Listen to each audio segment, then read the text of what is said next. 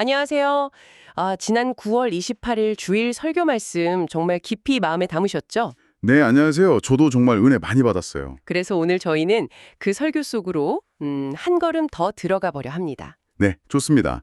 엘리멜렉 가족 이야기였죠. 맞아요. 엘리멜렉 가족의 여정 그리고 그 안에 담긴 하나님의 세밀한 손길 이걸 좀 따라가면서요. 목사님께서 전해주신 그 은혜와 통찰을 우리 삶에 어떻게 적용할 수 있을지 함께 발견하는 시간 좋네요. 네, 당신만을 위한 맞춤 분석 지금 바로 시작해 볼까요? 네, 그날 설교가 떠남이라는 우리 모두의 경험에서 시작했잖아요. 맞아요. 그 부분이 참 인상적이었어요. 네, 그 이야기에서 출발해서 룻기 속 엘리멜렉 가족의 이야기로 깊숙이 들어갔죠. 흉년, 이주, 상실. 뭐랄까 참 고된 현실이었는데 그렇죠. 그런 현실 속에서도 변함없이 일하시는 하나님의 그 돌보심, 그리고 또 음, 공동체의 의미까지 정말 생각할 거리가 많았습니다. 맞아요. 시작할 때 목사님 35년 전 이민 경험담. 저 진짜 좀 뭉클했거든요. 네, 저도요. 그 낯선 땅을 향해 떠날 때 복잡 묘묘한 감정 있잖아요. 네, 떨림, 두려움, 근데 또 설렘이랑 기대도 있고 막 뒤섞인 느낌? 그렇죠. 그걸 너무 생생하게 전해주셔서 아마 듣는 분들도 인생의 어떤 떠남 앞에서 비슷하게 느끼셨을 것 같아요. 네, 저도 그랬던 것 같아요. 그 감정이 오늘 설교의 중심이었던 엘리멜렉 가족에게도 똑같이 이어졌다는 거죠. 네, 고스란히 이어졌습니다. 시대 배경이 사사시대였잖아요. 네, 맞아요. 유다 베들레헴에 아주 극심한 흉년이 닥쳤고 그래서 엘리멜렉이 아내 나오미랑 두 아들 데리고 모압 땅으로 이주를 결심하죠. 룻기 1장 1절 2절. 이 장면이 이제 이야기의 시작인 거죠. 근데 여기서 목사님이 베들레헴의 지리적 배경을 먼저 짚어주신 게 참 좋았어요. 네. 그 부분 중요했죠. 비가 와야만 살 수 있는 땅. 그래서 풍년과 흉년이 계속 반복되고 어쩔 수 없이 하나님만 바라보게 되는 그런 환경이었다고요. 네, 맞습니다. 인간의 힘으로는 어쩔 수 없는 자연 앞에서 참 겸손해질 수밖에 없는 곳. 바로 그런 상황에서 엘리멜렉의 선택을 조명한 방식이 좀 흥미로웠어요. 그렇죠. 보통은 그의 이주를 약간 믿음 없는 행동 이렇게 많이 보는데 네, 저도 그렇게 생각했었는데 설교에서는 좀 다른 시각을 제시하셨죠? 그냥 하늘만 보고 있기보다는 가족을 위해서 가장으로서 할 수 있는 최선을 찾아서 행동에 나선 거다. 책임감 있고 진취적인 인물로 볼 수도 있다. 이런 말씀이셨죠? 네, 특히 이민자의 관점에서 보면 그의 결정을 쉽게 비판하긴 어렵다. 이 말씀이 참 깊이 와닿더라고요. 정말요? 그 근거로 왜 하필 모압이었을까? 이 질문을 분석해 주셨잖아요. 네네, 그게 아주 중요한 포인트였어요. 당시 모압이 베들레헴에서 그렇게 멀지도 않았고 한 50km 정도? 네, 비교적 가까웠죠. 그리고 농사짓기도 좋아서 흉년 걱정도 덜했고 또 언어 소통도 괜찮았을 거다. 이런 설명이 있었죠. 맞아요.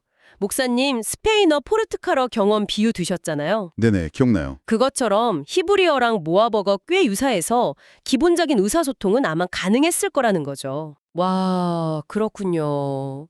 이런 점들을 다 생각해보면 엘리멜렉의 결정이 그냥 즉흥적인 게 아니라 당시로서는 상당히 합리적이고 현실적인, 어쩌면 정말 탁월한 선택지였을 수도 있겠네요. 네, 그런 해석이 가능하죠. 하지만 동시에 설교에서는 그의 선택을 막 미화하지만은 않았어요. 또 그건 아니었군요. 네, 그의 결정 역시 자기 소견에 옳은 대로 행하던 그 사사시대의 보편적인 모습에서 뭐랄까 크게 벗어나지 않았을 수도 있다. 이렇게 지적하셨죠. 그 시대의 한계 같은 걸까요? 그렇죠. 아마 엘리멜렉 스스로는 모압에 가서도 하나님 잘 섬기면 되지 이렇게 생각했을 수도 있고 실제로 그곳에서 나름대로 신앙을 지키려고 노력했을 거라고 설교는 추정하더라고요. 그렇겠네요. 아무리 합리적인 선택이었다 해도 사실 이방 땅에서 신앙 지키는 게 어디 쉽겠어요. 절대 쉽지 않죠. 당시 모압은 그모스라는 신을 섬겼고 심지어 인신제사 가능성까지 그런 곳이었잖아요. 맞습니다. 그런 환경에서 여호와 신앙을 지킨다는 건 정말 매일매일이 영적인 싸움이었을 거예요. 목사님께서 베드후서 2전 인용하셨잖아요. 네, 롯 이야기요. 네. 소돔 땅에서 의로운 롯이 그 불법한 행실 때문에 날마다 고통받았던 것처럼 엘리멜렉 가족 역시 모압에서 믿음을 지키려 애쓰면서 심령이 상하는 고통을 겪었을 거다. 이렇게 설명하셨죠.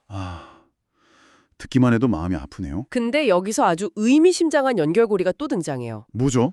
바로 모압 족속의 조상이 롯이라는 사실. 아, 맞다. 네, 설교에서는 롯이 소돔에서 겪었던 그 영적인 고통이 참 아이러니하게도 이제 그의 후손들이 사는 모압 땅에서 엘리멜렉 가족에게 되풀이되고 있다. 이 점을 짚어주셨어요.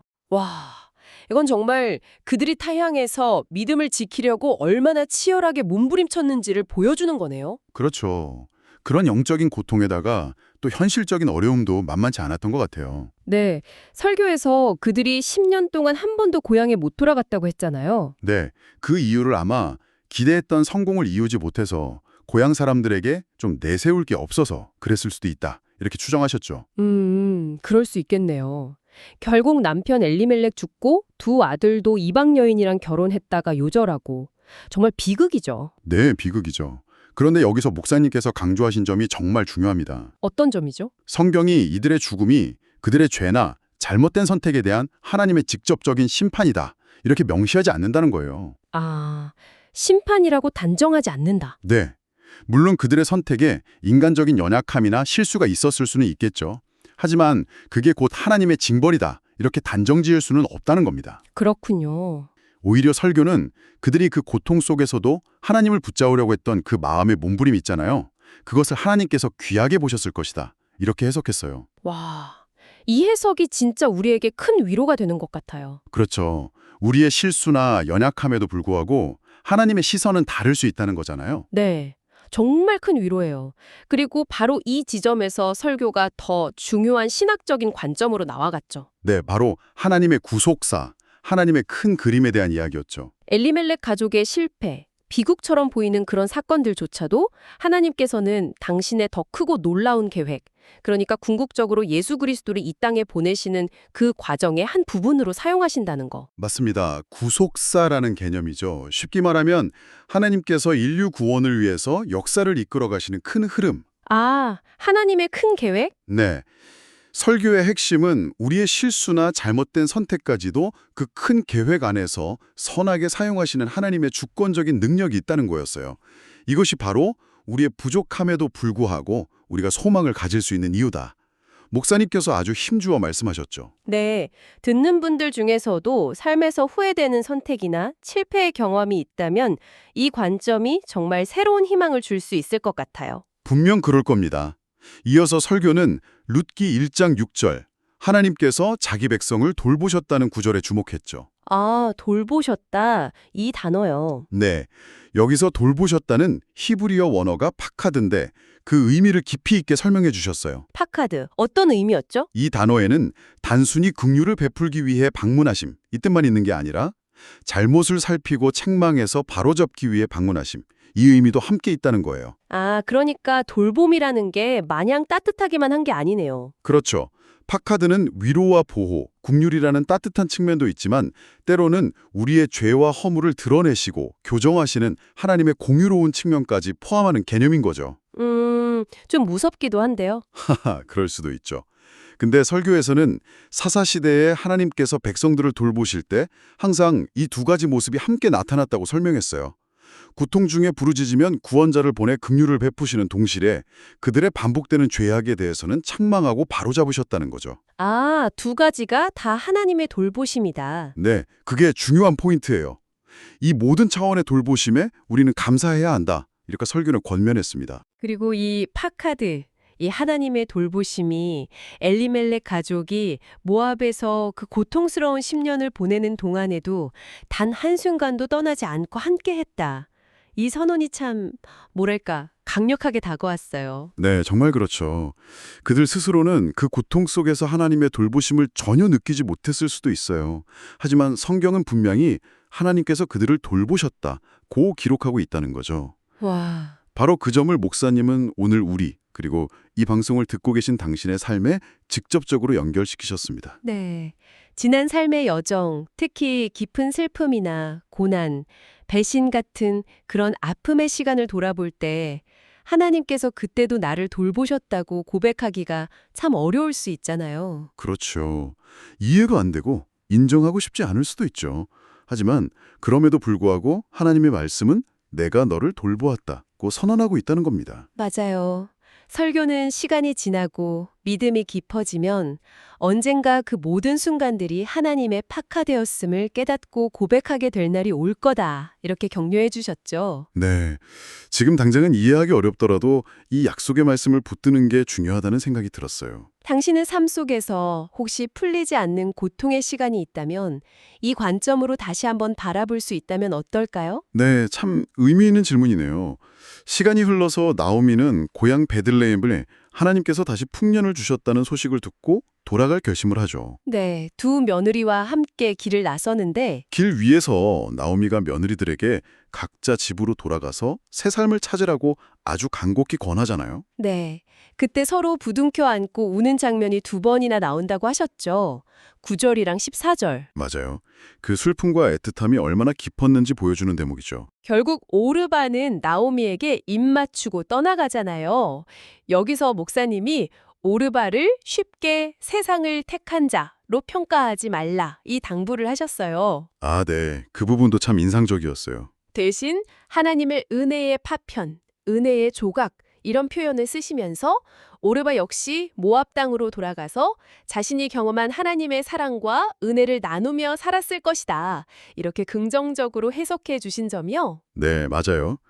그리고 우리 모두가 세상 속에서 그런 은혜의 조각으로 살아가는 존재다. 이 메시지가 큰 울림을 주더라고요. 정말요. 반면에 룻은 끝까지 나오미 곁에 남기로 결단하고 그 유명한 신앙 고백을 하죠. 네. 어머니께서 가시는 곳에 나도 가고 어머니께서 머무시는 곳에서 나도 머물겠습니다. 어머니의 백성이 나의 백성이 되고 어머니의 하나님이 나의 하나님이 되실 것입니다. 아, 정말 명고백이죠. 근데 특히 마지막 구절 어머니의 하나님이 나의 하나님이 되실 것입니다. 여기에 대해서 설교가 원문의 시제를 강조했잖아요. 네. 미래형이 아니라 현재형이라는 거.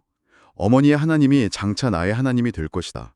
이게 아니라 어머니의 하나님이 바로 지금 나의 하나님이십니다.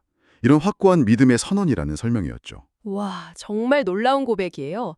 아니, 근데 본래 이방신을 섬기던 여인이 어떻게 이런 믿음을 갖게 됐을까? 이 질문에 대한 설교의 답이 참 흥미로웠어요. 네. 그 이유가 바로 엘리멜렉 가족의 삶이었다는 거죠. 아, 그 가족들을 통해서요. 네.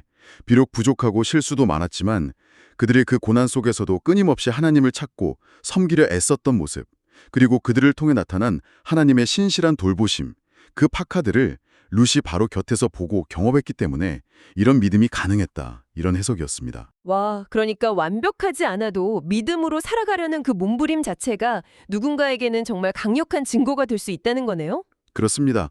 완벽한 삶이 아니라 진실된 믿음의 여정이 중요하다는 메시지이죠. 마침내 베들레헴에 도착했을 때 나오미가 자신을 보고 놀라는 고향 사람들에게 탄식하잖아요. 네, 나를 나오미, 기쁨이라 부르지 말고 마라, 괴로움이라 불러라. 내가 풍족하게 나갔더니 여호와께서 내게 비어 돌아오게 하셨다. 네. 모든 것을 잃고 빈손으로 돌아왔다는 정말 절망적인 고백이죠. 근데 여기서 목사님이 또 놀라운 반전을 제시하셨어요. 그렇죠. 나오미는 스스로 비어 돌아왔다고 말했지만 사실은 빈손이 아니었다는 거. 빈손이 아니었다고요? 네. 영적으로는 오히려 떠날 때보다 더 채워져서 돌아왔다는 해석입니다. 바로 룻이라는 존재. 어둠 속에서도 빛나는 하나님의 은혜의 한 조각을 데리고 돌아왔기 때문이라는 거죠. 아, 룻이 나오미의 빈자리를 채워주는 하나님의 선물이었다. 네, 바로 그거죠. 그리고 이 해석을 우리 삶에 적용하면서 큰 격려를 주셨어요. 우리도 살아가면서 스스로 텅 비어 있다, 부족하다 하고 느낄 때가 많지 않습니까? 아, 그쵸. 정말 많죠. 하지만 그럴 때일수록 낙심하지 말라고 하셨죠. 왜냐하면 우리 곁에는 나의 부족함을 채워주고 힘이 되어주는 한 사람, 믿음의 공동체가 있기 때문이라는 겁니다. 아, 공동체. 네, 우리는 서로에게 은혜의 파편이자 빛나는 조각이 되어주면서 서로를 통해 하나님의 은혜로 채워져가는 신비를 경험하게 된다는 거죠. 당신 곁에는 누가 그런 한 사람인가요? 또 당신은 누구에게 그런 존재가 되어주고 있나요? 아, 이 질문 정말 생각해보게 되네요. 네, 그렇죠. 그 공동체 안에서 서로를 채워주는 것, 이것이 바로 우리에게 주어진 소중한 사명이라는 말씀이 마음에 깊이 남았습니다. 거창한 일이 아니라 그냥 곁에 있는 사람의 아픔에 공감하고 함께 울어주고 또 서로의 연약함을 견뎌주고 지탱해주는 것. 그게 우리가 해야 할 소명이라는 거죠. 맞습니다. 우는 자와 함께 울고 아파하는 자와 함께 아파하는 교회. 그런 교회가 되라는 목사님의 간절한 권면이 참 귓가에 맴돕니다. 네. 오늘 우리는 주일 설교를 다시 한번 되짚어보면서 엘리멜렉 가족의 여정을 따라가 봤는데요. 핵심을 좀 요약해 볼까요? 네, 좋죠. 첫째는 인간의 연약함과 실수에도 불구하고 하나님의 선한 계획을 이루시는 그 주권적인 역사, 즉 구속사의 관점이었고요. 네, 구속사. 그리고 둘째는요? 둘째는 고난 속에서 서로에게 은혜의 파편이 되어주는 믿음의 공동체의 소중함. 공동체. 맞아요. 셋째는요? 셋째는 이방 여인 룻을 통해 보여주신 그 환경을 뛰어넘는 놀라운 믿음의 힘. 이렇게 정리할 수 있겠네요. 네, 정말 명쾌한 요약이네요.